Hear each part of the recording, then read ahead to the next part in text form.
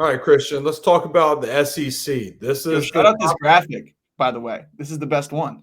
the best one. I think it was KSR Radio that I got it from online. So shout out to them having a better graphic than the Big 12. That was brutal to watch the black and white. But this is the conference we've all been hearing about all year. It's just a gauntlet. Every team is legit in this conference, is what everybody's saying. And Auburn 15-3 in the conference, obviously the 1 seed, Florida 2, Bama 3, Tennessee 4.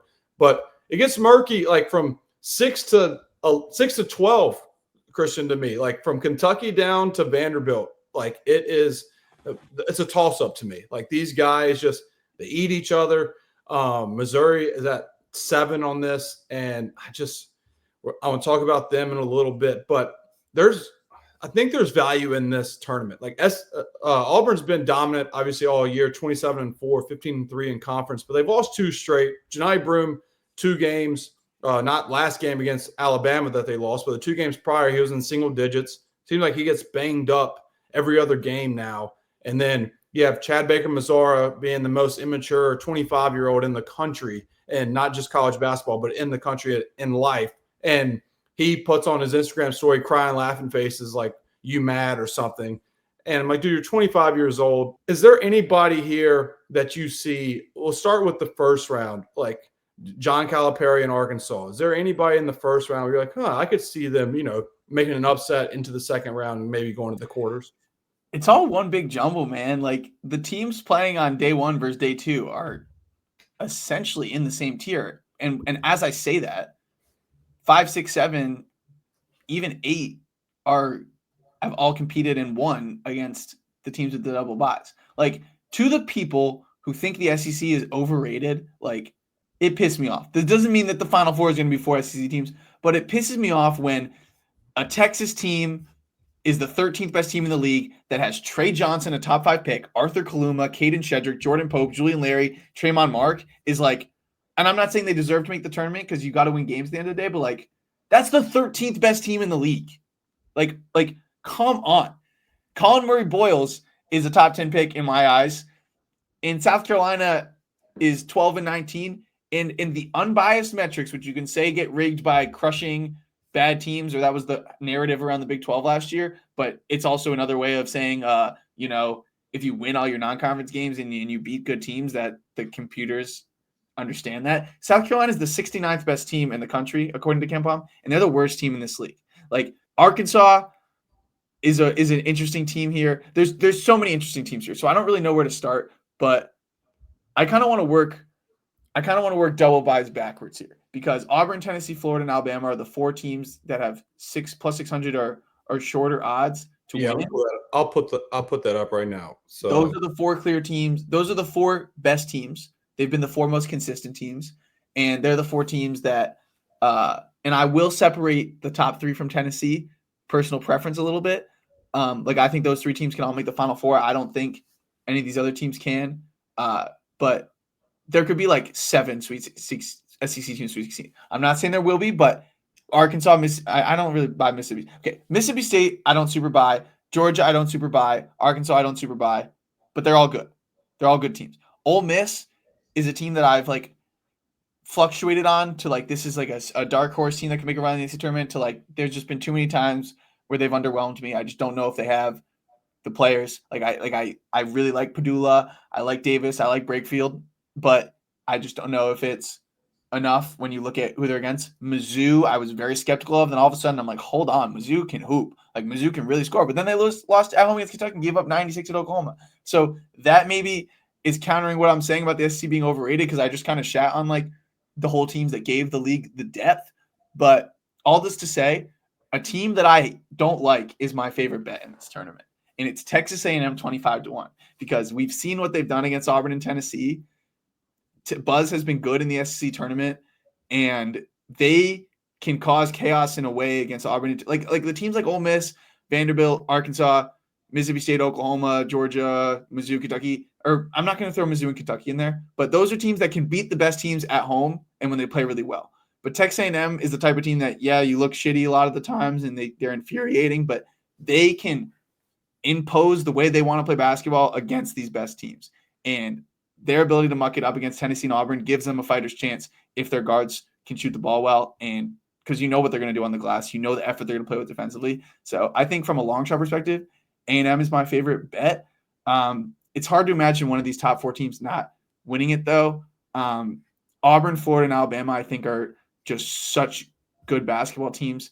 Just like the players 1 through 8 are just so good. They play both ends. Unbelievable 3-point shooting, dominant bigs on the inside, NBA talent, well coached, strong identity.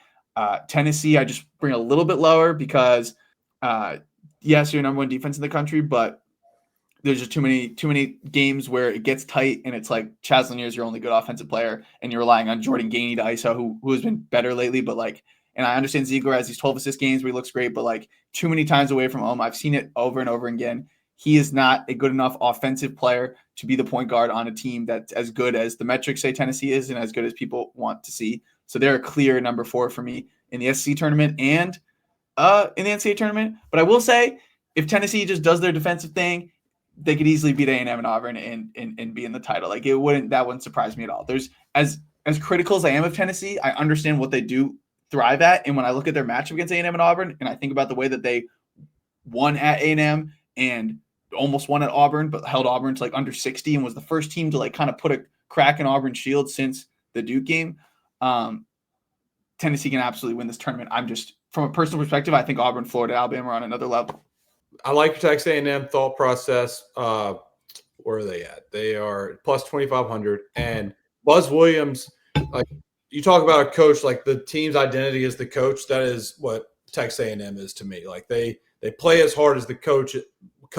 When you started at Virginia Tech, he almost spoiled Duke's and Zion's year. And what was it, the Sweet 16, where Virginia Tech, maybe it was the round of 32, one of those two tournament games, round of 32 or Sweet 16. I think it was Sweet 16, Buzz Williams at Virginia Tech. It was just a close game, and it looked like Virginia Tech was going to pull away. They almost won at the end, and that sticks with me because I think he's the Zion team, right? Yeah, Zion. Yeah, and it was a very underrated, like Buzz Williams is very underrated, underappreciated. I think people just see his antics and think like that's just a guy that, shows his ass on the sideline, but he coaches hard and his team's balled in. Like his teams play hard for him, and plus 2,500 odds to win this. I could see that. And I like your take with like Tennessee because to me, March is auto fade Rick Barnes. Just inevitably, I'm going to fade Rick Barnes until I look bad, like I egg on my face. But until that point, I'm going to fade Tennessee and Rick Barnes. And that starts with that game against A&M. I think A&M would beat Tennessee. The team I want to talk about, though, is Missouri. I want to be out on Missouri. I want to be out. They're 3-7 on the road, and that tells me that team's a team that has a losing record on the road tells me they struggle with adversity. I don't care that like this is a neutral game. I don't care about that. I just mean the mental toughness aspect of a game. 3-7 on the road. They've lost 3 straight. But look, if they can get it together, man, and they play the winner of LSU, Mississippi State, they beat them. And they play Florida, who they beat earlier this year. They force them to turn it over, and they are very good at making you turn it over and scoring off those turnovers. So if they beat Florida, then they play an Alabama team they hung 110 on. And look, Mark Sears is a great player. He had 35 in that game. Mark Sears scares the hell out of me as a guard in March. Like there's just something about him. I know he had the game winner against Auburn, and I know it's not going to be a great take, but there's something about him that I'm just uncomfortable with. Like the game winner against Auburn was a huge shot, but he was absent the whole game, and that scares me for them. But I think like Mizzou as a dark horse in this, because they put 110 on Alabama and they beat Florida, that would be a team that I might look at. But again, the 3-7 road record with losing 3 in a row coming in scares me to where I don't know if I want to pull the trigger. But at least they play after the LSU Mississippi State game. They played 2 teams potentially that they've beaten in the regular season and fairly recently as well. The way Mizzou plays gives them just a higher ceiling against these best teams, because if things go to plan, they can beat anybody. And what's so interesting about the 3-7 road record is that they won at Florida, they kicked Mississippi State's ass. They won by 27, and they won by 13 at Georgia. So, the road record matters, and I agree with that. But the fact that you have that high of a ceiling on the road, that you can go out win at Florida and you can go crush people on the road, like counterbalances it a little bit for me, And Florida is the type of team where, because they have so many good players, the fact that Walter Clayton is as good as he is, and Condon's just been playing so well, like the depth in the front court, the size, the offensive rebounding prowess, the shooting, the pace, the connectivity, like they've just got everything going on. But Mizzou can run with you, and they can get super hot from three. And they're old and tough, and even though they don't grade as a good defensive team, that it reminds me a little bit of Bama last year, of like who wasn't a good defensive team, but like when shit got tight against Carolina or against Clemson, like they have the talent and the grit and the experience to get stops when they need to. On your Mark Sears point, I understand what you mean of this, the scariness of the fact that he has just disappeared in certain moments, but I'm still looking at a dude that scored 30, scored 30, 26, 18, 23, and 24 in 5 NCAA tournament games last year. So I want to give him a little bit of benefit of doubt, but that's the thing about Alabama. Like when people, again, when they want to talk about the SEC or whatever, like they bring in Aiden Holloway off the bench. Okay. Aiden Holloway is an absolutely electric guard, an absolutely electric shooter, pace pusher, who was starting for Auburn last year, who was a top 5 team on KenPom. They bring him off the bench and they can get away with playing him 16 minutes in a win. Jaren Stevenson is a dude that could have went to the NBA, after last season. I'm not saying what that would have been. I'm just saying this is the type of profile of a dude off the bench. Diabute and Cheryl are just super athletic and play their roles off the bench. Youngblood has been around for forever, can really shoot. Phylon's an NBA player. Grant Nelson was great last game. You know who he can be in flashes. So the thing about Sears is a lot of teams that have a star guard, they need that guard to be great. And Alabama doesn't need Mark Sears to be great to win. And if he is, then it's like, all right, good luck beating this team. Mizzou, I wonder what you think of Mark Mitchell's season, because he's a guy that sometimes I look at him and I'm like, damn, like he's really tough to stop. And he's just a matchup problem for so many teams. And this is a team that wants to shoot a ton of threes. Like the fact that they have a dude that they can kind of let go one-on-one from different places on the floor and get to the line. They're number 2 team in the country at free throws drawn, and he's a large reason why.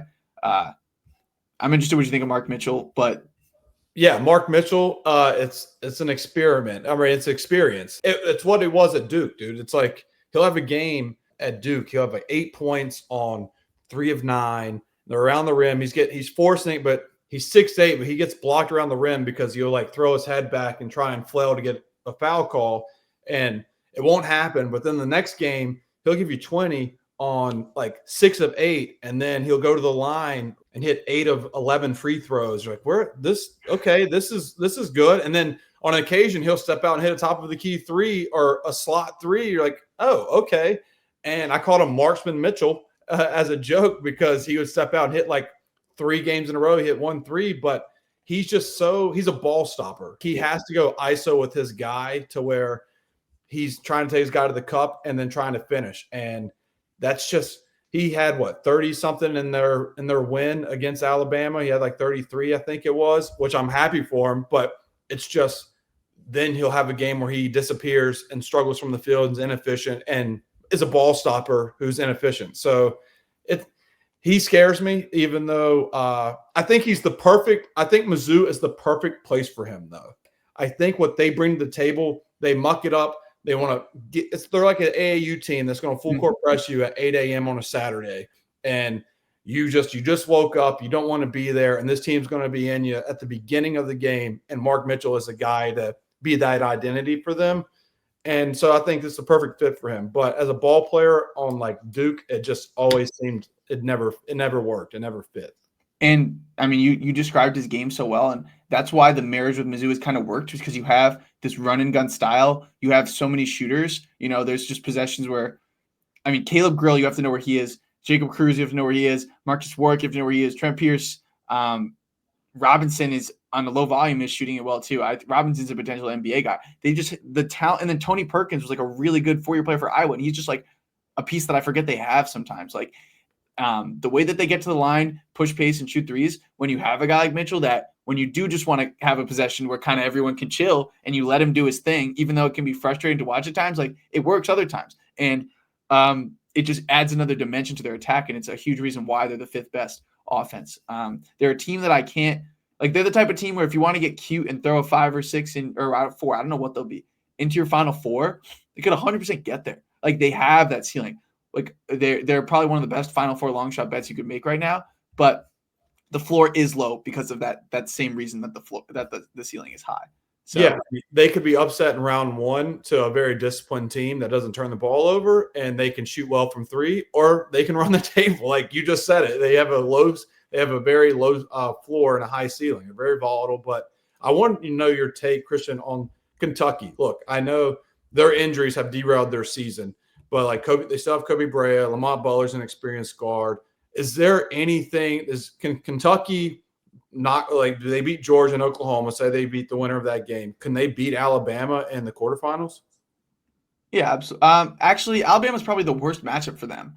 Alabama was like one of the one games this year where I watched Kentucky, and Alabama swept them, right? They won by 13 and then at home, okay, it was 102-97. But Jackson Robinson's a big piece to lose. They've overcome Kirk Risa not being there. I know Carr's missed some time, but he's back. He's playing well. Kentucky's been one of the hardest teams to read all year because right when you want to start treating them like a top 5 team, they do some stupid shit.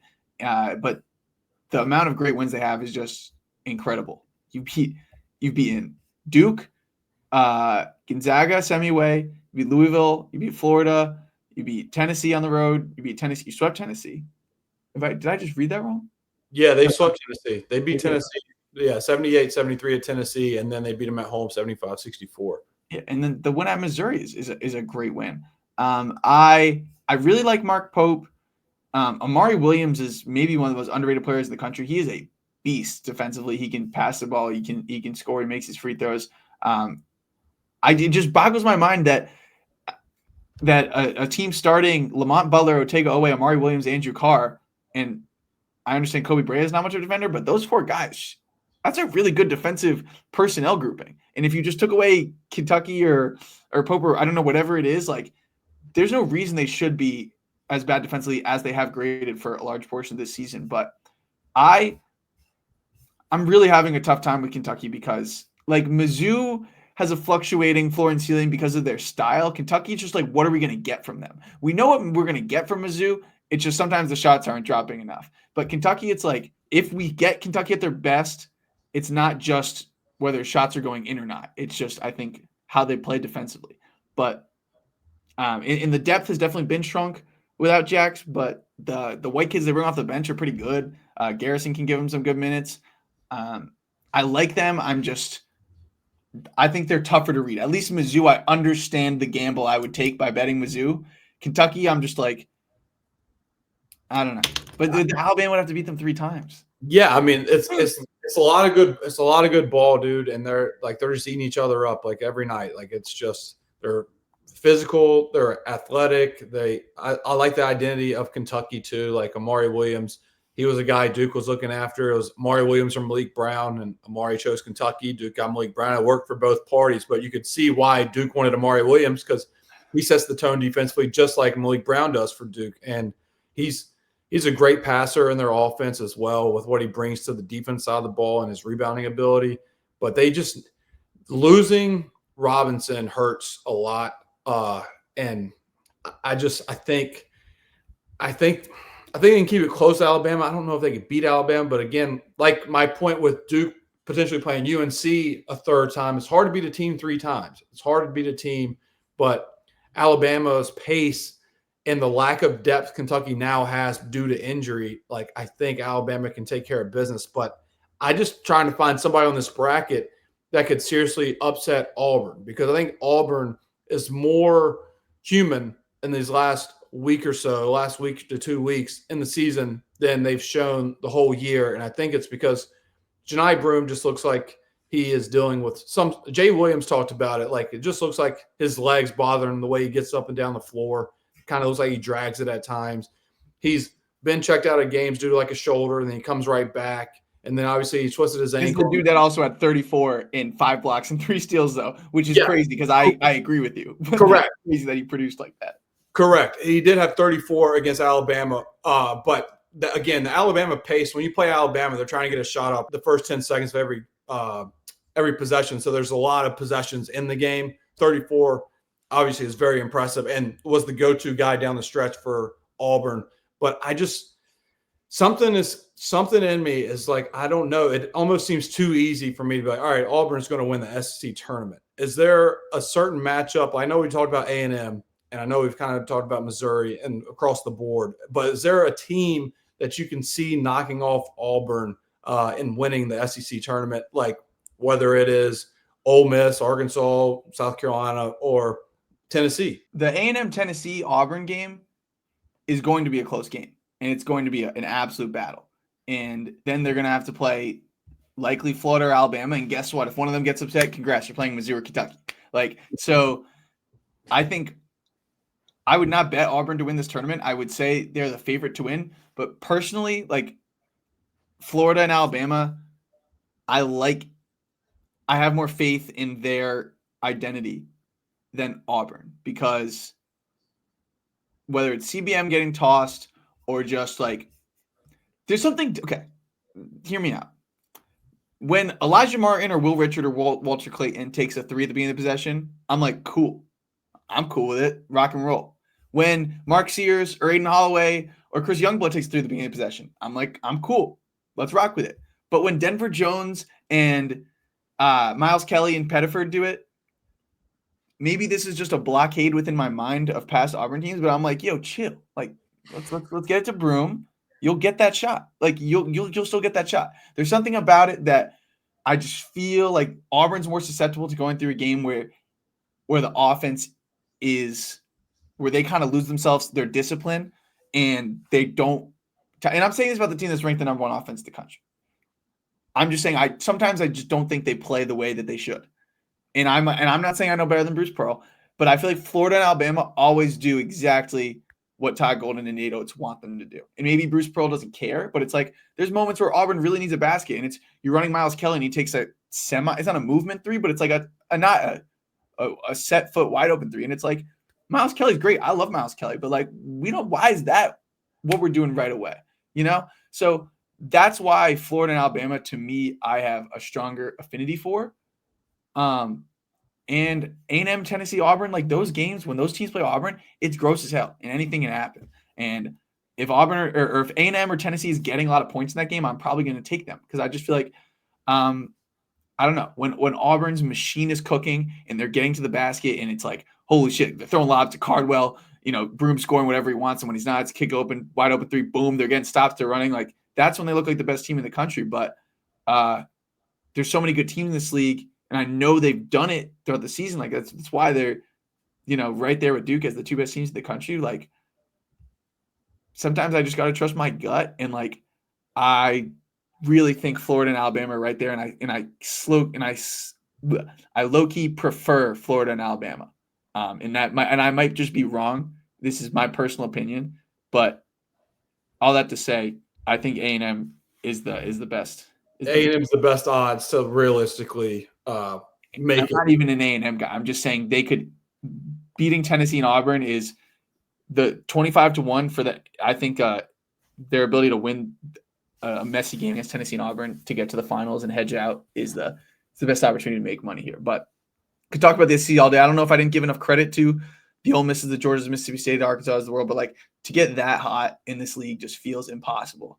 I'm just really excited to see the storylines, Kentucky beat Alabama, Mizzou won at Florida. Those games are going to be fucking awesome, and then Tennessee to A&M is going to be awesome. That's when the tournament starts. Those games that I said, and if something frisky happens, Arkansas beats Ole Miss, and then Arkansas plays Auburn, who they have played really well.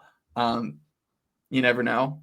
My macro thing of Auburn, what do you think of that? I know you know Auburn really well. I just feel like when you have a guy like Broome, it's the same thing with Purdue last year. There are times when I'm like, Fletcher Lawyer, you don't need to take that shot. You can get that shot at any time. You have a cheat code.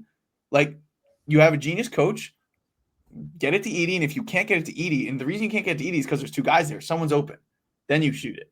And like, I just wish Auburn, if you want to play with pace, like Pettiford's great, Miles Kelly's great, CBM is funky and he's a psychopath, but he gets the ball in the hoop, and I just feel like Auburn can just go a little bit rogue at times. I love Tahad Pettiford. I think he is just an energizer bunny. The way he can get to the cup off the bounce and his floater with his offhand's impressive, to where when he shoots a tough three, I'm like, I live with it. But to your point about the other two, I wouldn't want them to take this first shot within the first 12 seconds of the shot clock unless it's a set run for them. So I agree with that take. Like Auburn does a really good job running a flex action to where Broom's really good.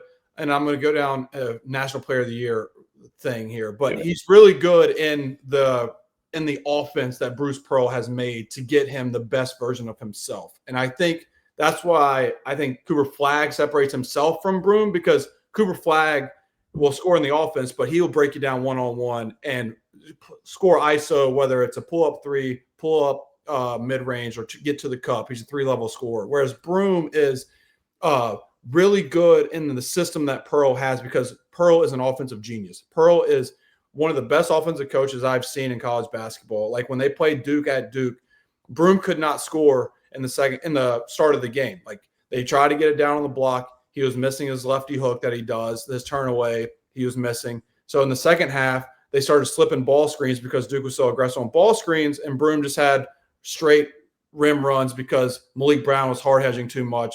And he was open, flushing at the rim, and Auburn came back, and Broom had 20-plus points because, again, not trying to knock Broom, but I'm giving the flowers to Bruce Pearl of his offensive scheme of getting his guys the best version of himself.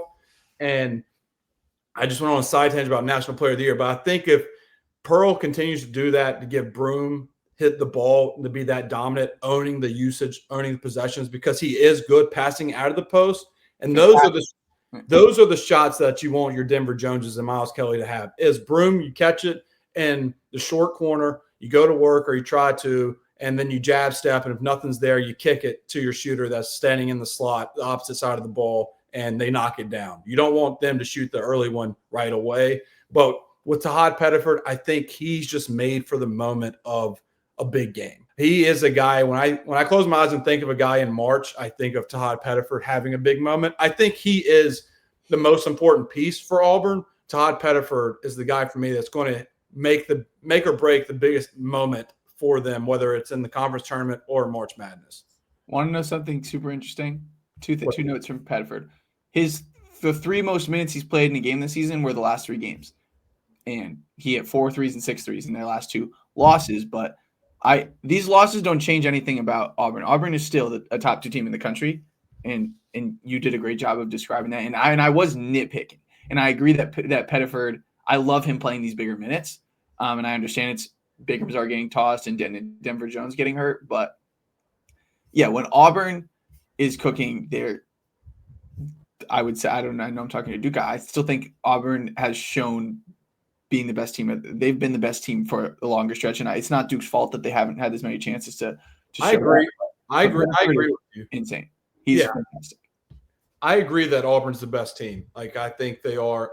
The one thing I worry about with them is Chad Baker Mazara. Again, you're a body language expert. At the point of his teammates, it's like the Draymond Green effect with Golden State. You see Steph Curry roll his eyes on occasion when Draymond gets an unnecessary technical or just starts yapping. And it's like, does this team, they feel the heat that the media and Twitter now has turned on Chad Baker Mazara, but he loves the spotlight because he's getting talked about, and his teammates are just like, hey, we're going to fight on a plane again if you don't cool out. We need you to be locked in for the ultimate run because, I mean, he cost them last year. That's why they lost to Yale. When they were 4 seed and Yale was 13, Chad Baker Mazara got ejected early in that game, and he has not learned his lesson to where I think his teammates need to have a sit down with him like, hey, like we just lost. You are one of the reasons we lost to Alabama at home because you weren't there to finish the deal. You need to lock in. That's what scares me if that's my teammate and he's just like, well, everybody's talking about me. I like the role that I'm in to be a guy that kind of pokes the bear. No, 100%. They don't lose to Yale if he doesn't do that. And the fact that he posted like a laughing emoji and like made a joke out of it after losing on a buzzer beater to your rival at home, like just shows you zero learning curve or maturity. So it's definitely a concern. Not saying he's going to get ejected from an NCAA tournament game, but like, would we be surprised? Yeah, I wouldn't be, and Pearl's going to bat for him, but I'm over him like we've been over Caleb Love. Like I'm just over his tenure in college basketball, and he might even be back for age 26 season. He should be at BYU. The Mormons, I remember when the Mormons were the oldest team in college basketball because they'd go on mission trips and come back with wives and kids, and they were 26, 27. Now you're dealing with a guy that's playing at Auburn that's the same age as. And it's the Stillman Whites of the world, if you remember Stillman White at UNC. SEC tournament winner, you would not pick Auburn. Yours is Florida or Alabama. From a betting perspective, A&M's the only team that A&M, or if you're getting frisky, Mizzou or Kentucky. A&M, Mizzou, and Kentucky are the values of the teams who have to play an extra game, which is why their odds are so much bigger. But for me, just like a future that is just winning 3 tough games in a row, to get 6-1 or less just doesn't feel right. And I'm not saying I'm not an absolute expert when it comes to expected value and numbers and everything, but vibes-based take, it doesn't feel right to take one of the top 4 teams on the line. I'd rather lay the 4.5 it takes to, if you think Alabama's going to beat Kentucky, or, kind of doing that on a game-by-game basis. Yeah, no, I agree. I think A&M and Missouri are my 2 dark horses that I would have like small future bets on to see if they could run the table. And then I probably would lean Auburn. Again, I wouldn't bet the future. I would just bet more of like game-to-game feel. But I would just take the 2 dark horses of A&M and Missouri in terms of their value. But it would not shock me to see Auburn win the SEC tournament with what they've done this season. Auburn is my pick to win, and the reason why is you just have one easier game. Like the fact that you see the drop off between Kentucky, Mizzou, A&M, and Ole Miss. There is a top 7. The odds reflect that, although it's baked into Ole Miss's price that they have to play Auburn. Like if Ole Miss and Mizzou switch spots in the bracket, those odds would look a little differently. But I do think Auburn has one less hard game. So overall, they, as the best team with the easiest path, essentially, that they'd be my pick to win.